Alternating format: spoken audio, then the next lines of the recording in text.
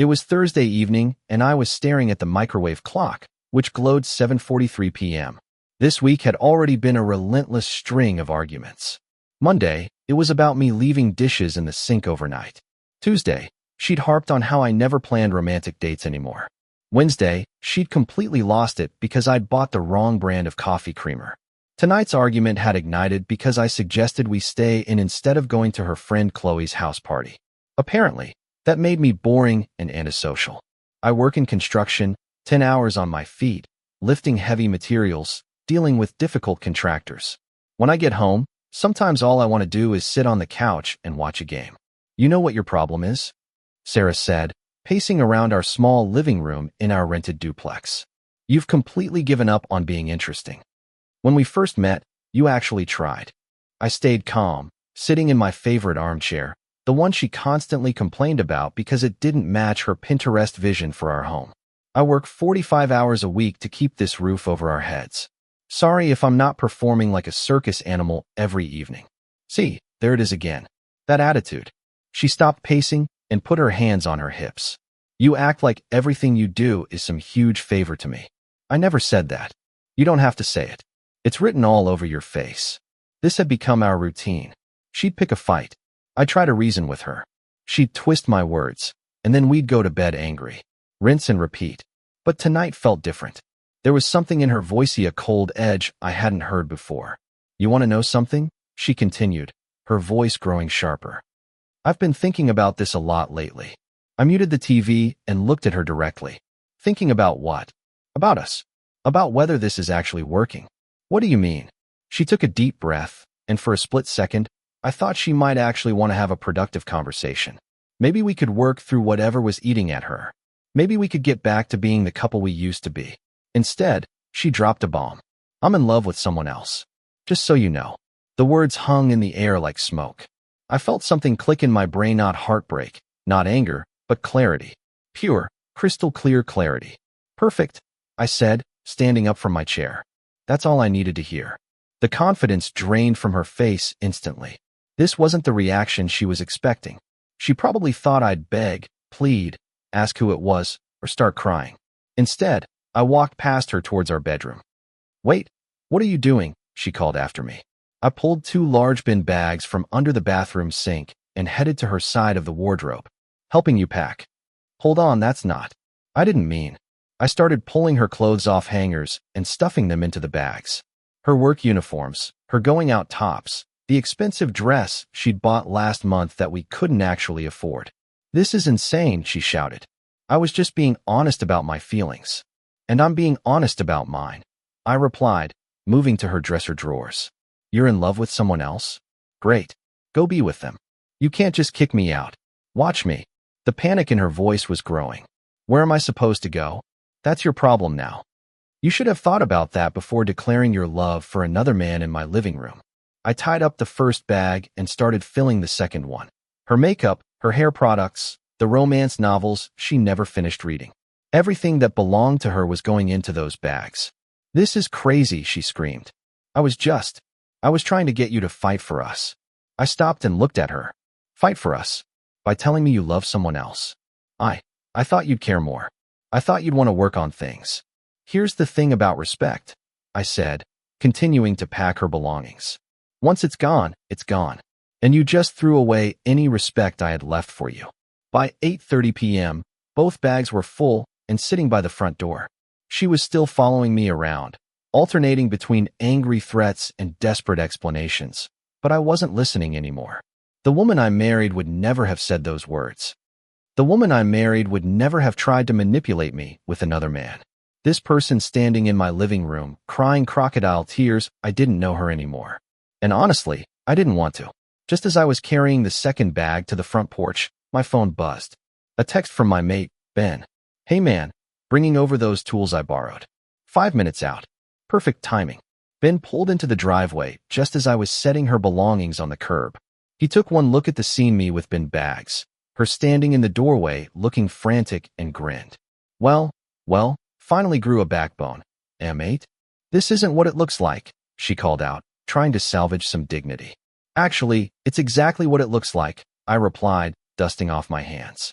Ben walked over and examined the bags. Let me guess. She pulled some manipulative garbage, and you decided you'd had enough.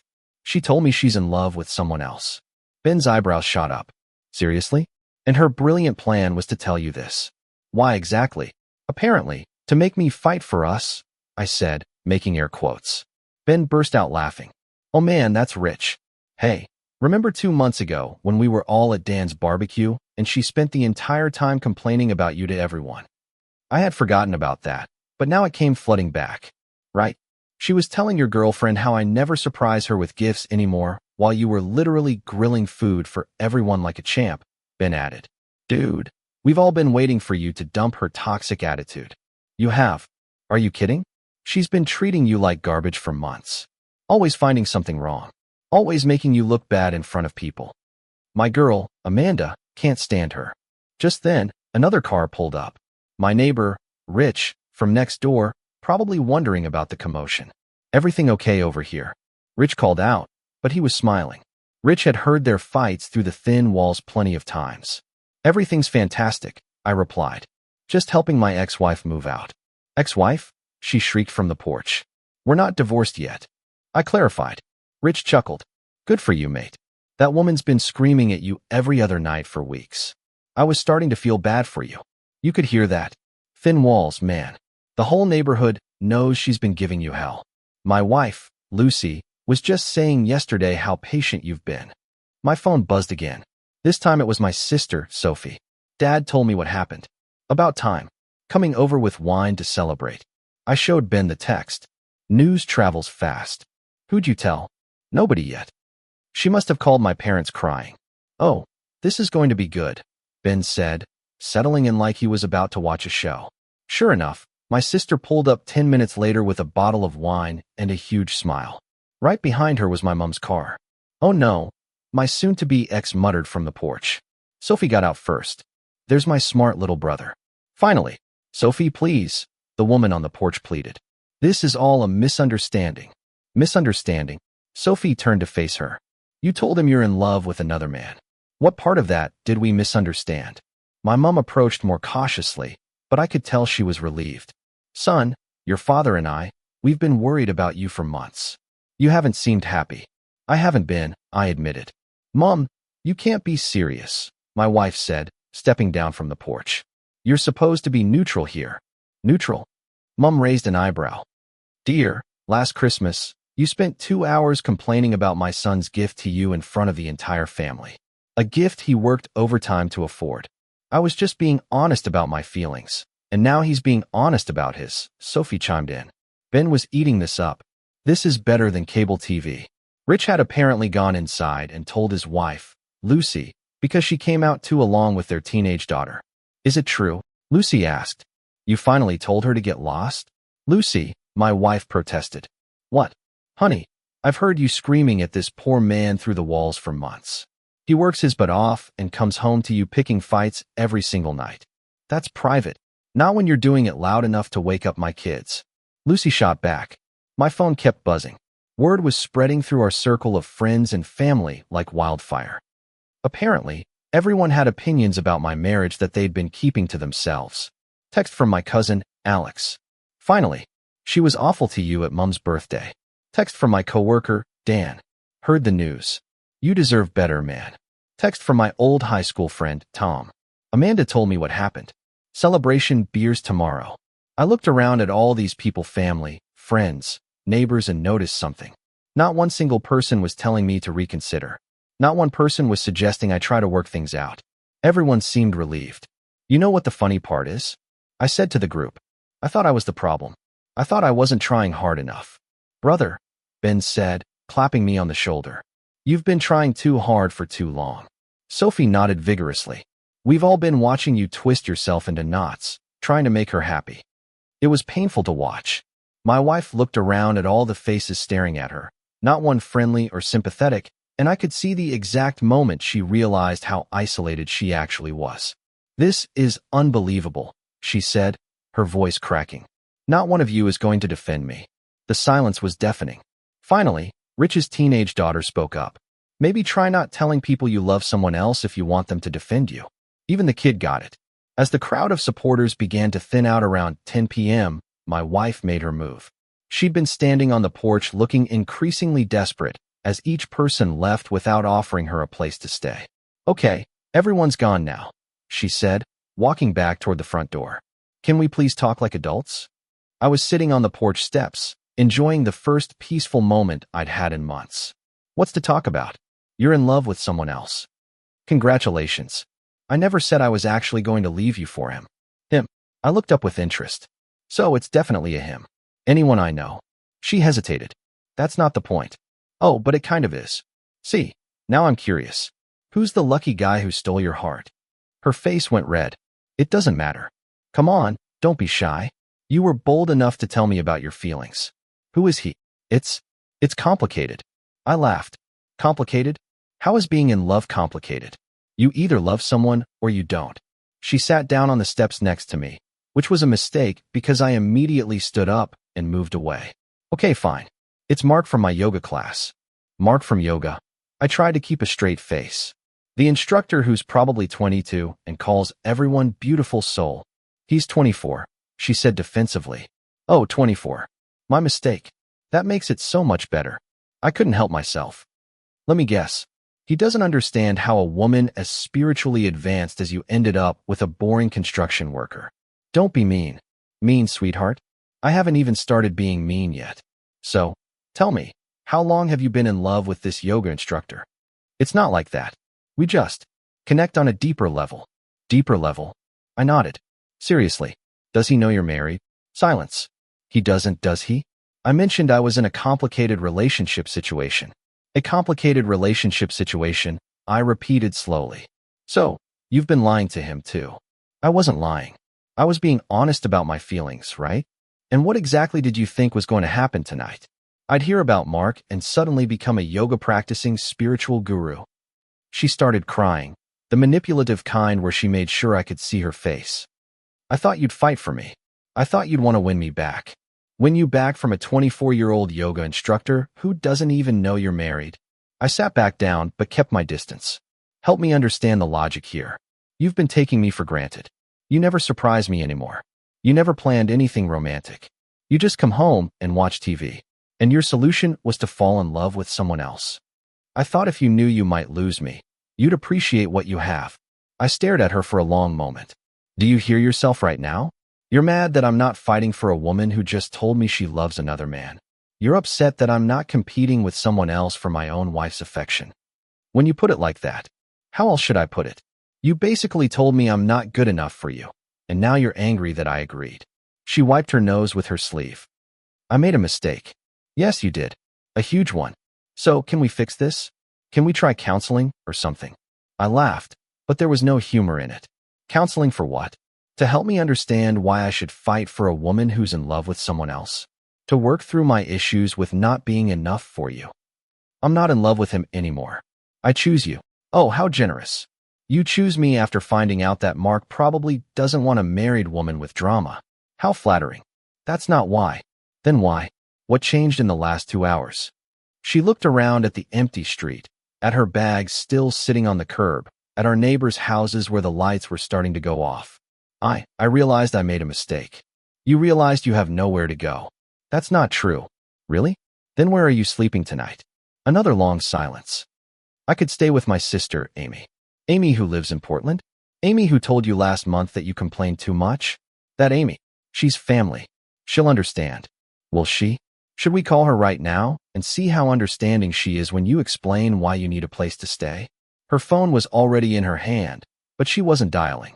"Or maybe you could stay with Chloe, the friend whose party you wanted to go to tonight. I'm sure she'd love to hear about your Mark situation." "Stop it." "Stop what?" "Stop pointing out that you burned every bridge tonight. Stop noticing that not one person who came by offered you their couch." She stood up abruptly. "Fine. You want me to leave? I'll leave, but don't come crying to me when you realize what you've lost." "I already know what I've lost," I said calmly. 3 hours of sleep every night listening to you pick fights. Money we couldn't afford spent on things to make you happy. Self-respect from watching you disrespect me in front of family and friends. You're right. I'm really going to miss all that." She grabbed her bags and started walking toward the street. After about 10 steps, she turned around. My car is in the shop, remember? I pulled out my phone. Want me to call you an Uber? You're just going to let me take an Uber to nowhere at 10:30 at night? You're the one who decided to blow up our marriage tonight.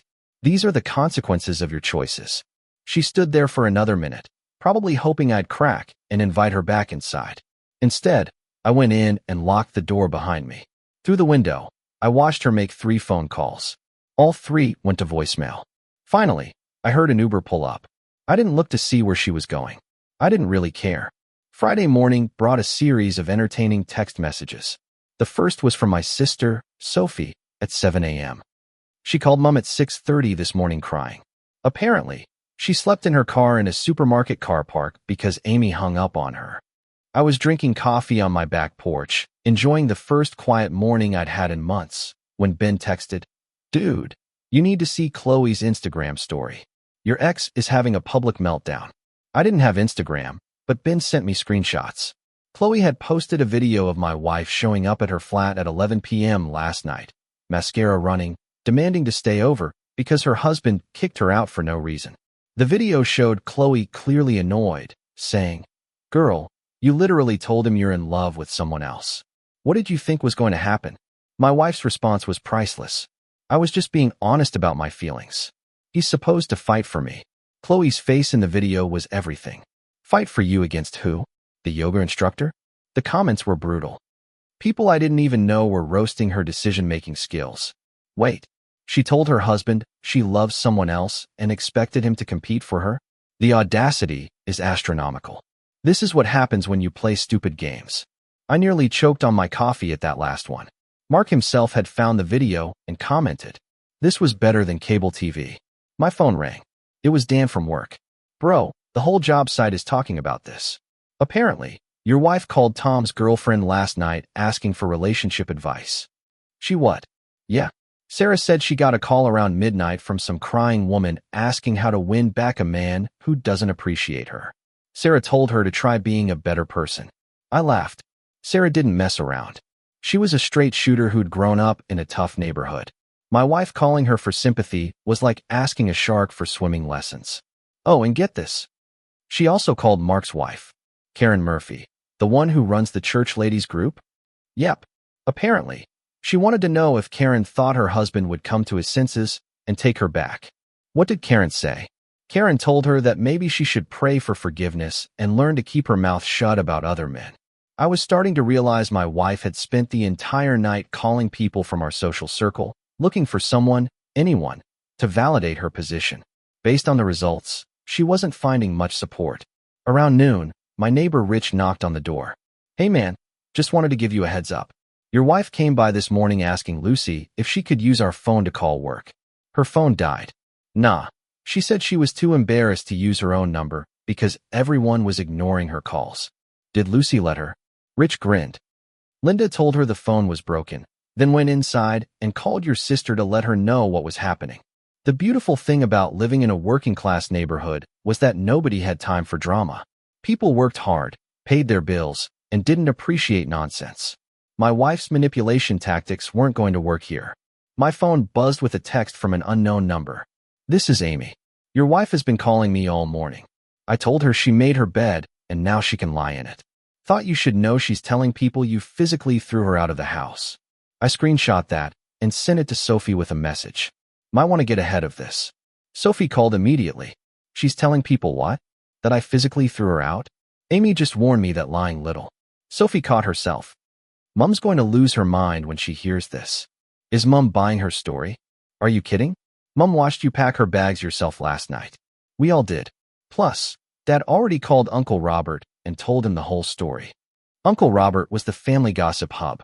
If he knew, everyone knew, and they'd have the accurate version. Around 2 p.m., I got the call I'd been expecting. It was my wife calling from yet another unknown number. "Please don't hang up," she said immediately. "What do you want?"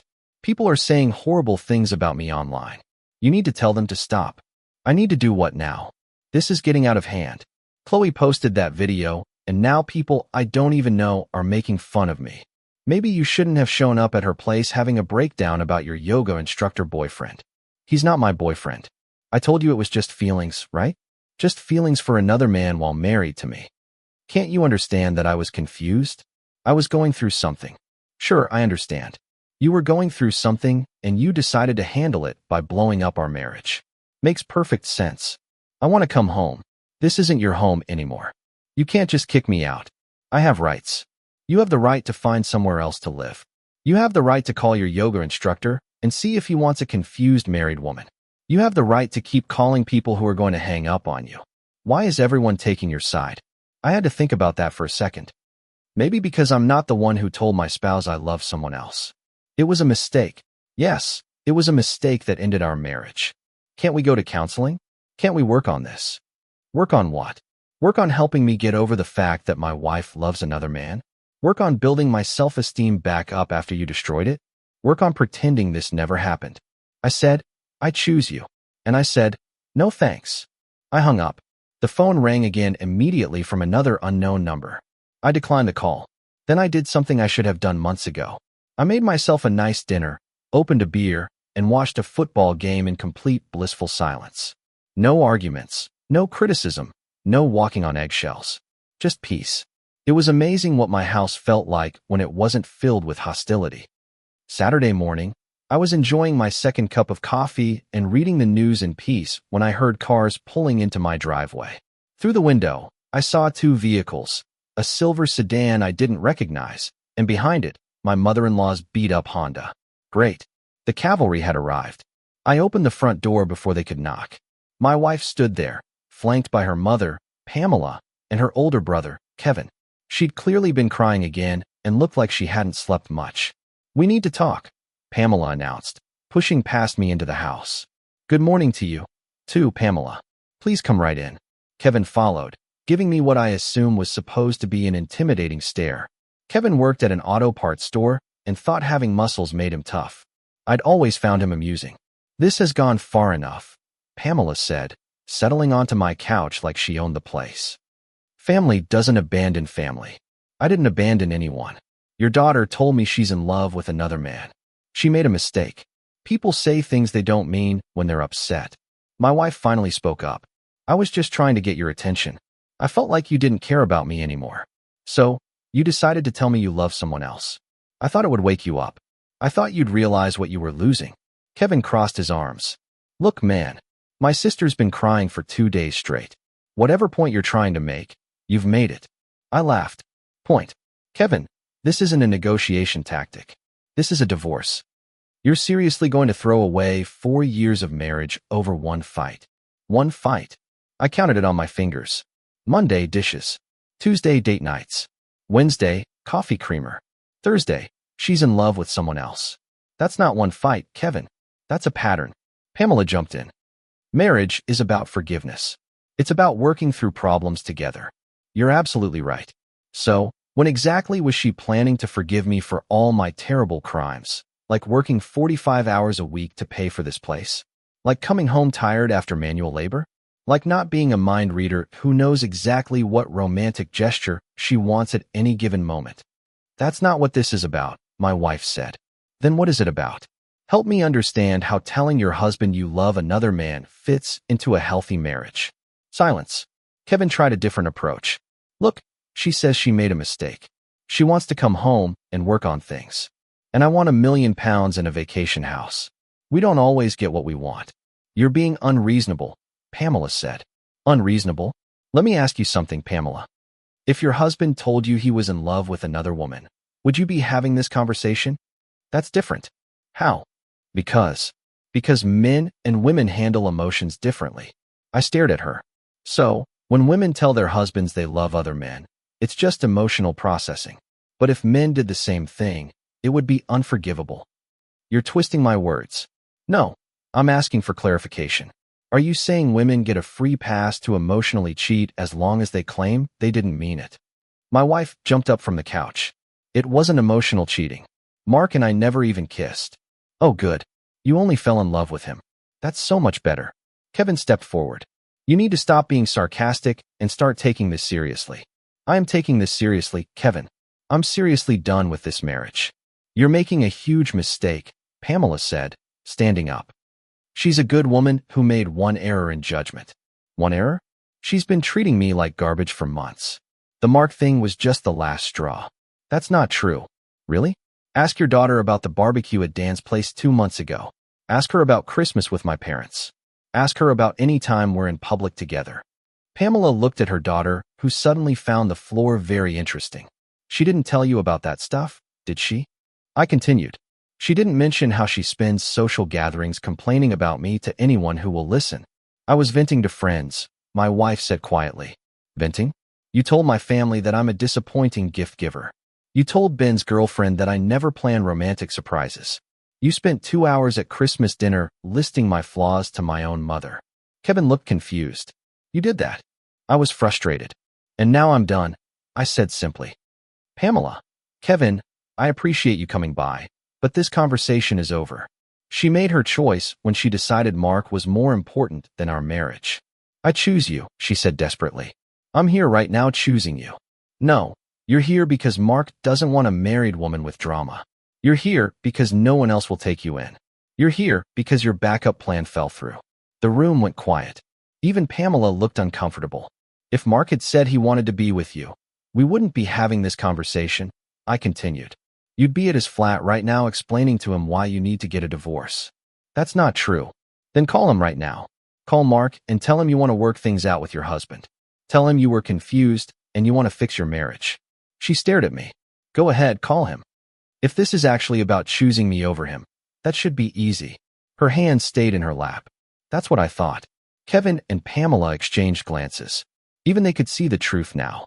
I think it's time for you all to leave, I said, walking to the front door and opening it. Pamela stood up reluctantly. This isn't over. Yes, it is. As they walked to their cars, I heard Kevin saying to his sister, Jesus, did you actually tell him you love someone else? What were you thinking? I closed the door and went back to my coffee. It was barely 10 a.m. and I'd already won the day. The house felt peaceful again. No tension, no walking on eggshells, no wondering what I'd done wrong this time. Just quiet Saturday morning bliss. I could definitely get used to this. 3 weeks later, I was sitting in a lawyer's office downtown, signing the final divorce papers. My solicitor, Mr. Sterling, had been efficient and straightforward, exactly what I needed. That's everything, he said, collecting the documents. Since there are no children and she's agreed to the terms, this should be finalized within 30 days. The terms were simple. She gets her personal belongings, her car, and half of our savings account, which amounted to about £800. I keep the lease on the duplex, my truck, and my tools. Clean break. No alimony, no ongoing drama. She didn't contest anything? I asked. Not after her lawyer explained that adultery doesn't look good in court records, even emotional adultery. I walked out of that office feeling lighter than I had in years. My phone buzzed with a text from Ben. Celebration dinner tonight. Amanda's making her famous chili. Absolutely, I replied. That evening, I found myself surrounded by the same people who'd supported me 3 weeks ago. Ben and Amanda, my sister Sophie, my parents, even Rich and Lucy from next door. We were all crammed into Ben and Amanda's small living room, but it felt warm and genuine. So what's the official status? Sophie asked. Divorced in 30 days. She's moving to Portland to stay with a friend from her old job. Good riddance, Amanda said, then caught herself. Sorry, I know she was your wife, but don't apologize. You're not wrong. My dad, who'd been quiet most of the evening, finally spoke up. Son, I have to ask. Any regrets? I thought about it seriously. You know what? No. I regret staying as long as I did. I regret letting her treat me like that for months, but ending it. Best decision I've made in a long time. What about the Mark situation? Lucy asked. Did she ever actually contact him? I grinned. Funny story. Dan's girlfriend, Sarah, works at the yoga studio now. Apparently, Mark was completely blindsided when my ex showed up there crying about her marriage problems. He had no idea she was even married. Seriously? Gets better. He told her he was looking for someone emotionally available and drama-free. Suggested she work on herself before dating anyone. The whole room burst out laughing. So, her grand romance was completely one-sided? Sophie said. She threw away her marriage for a guy who didn't even know she existed. Pretty much. Rich shook his head. I still can't believe she thought you'd fight for her after that. The manipulation attempt backfired spectacularly. I agreed. My mom had been quiet, but now she reached over and squeezed my hand. Honey, we should have said something sooner. We could all see how unhappy you were. I wouldn't have listened anyway. I thought I was supposed to try harder, be more romantic, fix whatever was wrong. Nothing was wrong with you, Amanda said firmly. She was the problem. Took me a while to figure that out. Ben raised his beer. To my mate finally getting his life back. To not walking on eggshells anymore, I added. To quiet Saturday mornings. Lucy chimed in. To never having to hear about yoga instructors again. Sophie finished. We all laughed and clinked glasses. Later that night, I drove home to my peaceful duplex. No arguments waiting for me. No tension in the air. No wondering what I'd done wrong this time. I made myself a late dinner, watched whatever I wanted on TV, and went to bed whenever I felt like it. The next morning, I woke up naturally instead of to the sound of someone picking a fight. I made coffee at my own pace, read the news without interruption, and plan my weekend around things I actually wanted to do. For the first time in years, I felt like myself again. 2 months later, I ran into Chloe at the grocery store. She looked embarrassed when she saw me. Hey, she said awkwardly. How are you doing? Fantastic. And you? Good. Good. I wanted to apologize for that whole Instagram thing that got out of hand. Don't apologize. Best thing that could have happened. Showed everyone what she was actually like. She's in Portland now, you know. I heard. How's that working out for her? Chloe hesitated. Not great. She's staying with an old coworker, but it's temporary. And she's been calling people asking if anyone thinks you might take her back. I laughed. What do you tell her? The truth. That you seem happier than you've been in years. Because I am. She keeps saying she made a mistake and that you'll eventually forgive her. Some mistakes don't get forgiven, Chloe. Some mistakes have permanent consequences. Chloe nodded. For what it's worth, everyone thinks you handled this perfectly. Nobody blames you. I appreciate that. As I drove home, I thought about that conversation. My ex-wife was still out there somewhere, probably still convinced this was all a big misunderstanding that could be fixed with the right words or gestures. But I'd learned something important. Respect isn't negotiable. Loyalty isn't optional. And marriage isn't a game where you threaten to leave with someone else to get attention.